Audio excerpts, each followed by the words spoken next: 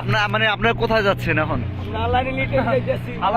Italy যাওয়ার উদ্দেশ্য আছে। কেউ যদি মৃত্যুর স্বাদ জীবিত থাকতে গ্রহণ করতে চান তাহলে বাংলাদেশের ইটালি যাইবেন, তাহলে উপভোগ করতে পারবেন।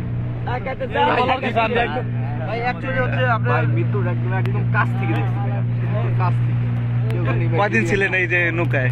নৌকা 3 দিন ভাই, কোনো খাবার ভাই নাই, কোনো কিছুই নাই। হাঁটানো করতে পারেন না, হাঁটতে পারেন না? একটা জুস ভাগ করে খাইছি, ওই যে 200 মিলি 3 জনে ভাগ করে খাইছি। আর মত হয় লঙ্গি বিন্দা এর ভিতরে মত হয়। আমি সবার উদ্দেশ্যে বলতে চাই ভাই, আশা করি সবাই ভালো আছেন ইনশাআল্লাহ।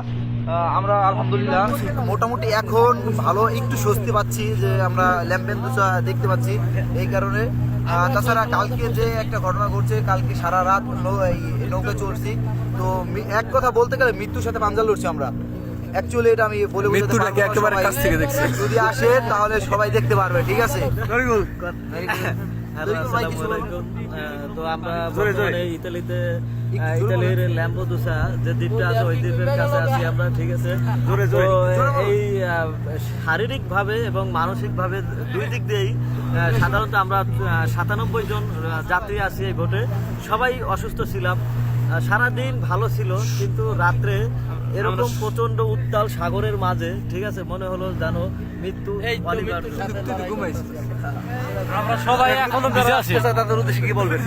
নতুন যারা আসতে চায় তাদের উদ্দেশ্য কথা একটাই, তারা যদি জীবিত থাকতে যদি মৃত্যুর স্বাদ গ্রহণ করতে চায় তাহলে তারা 20,000 টাকা দেবো, তারা না আসে।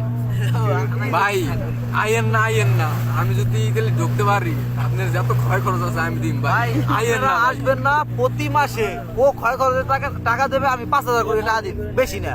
আপনার পাইতে আইয়েন না।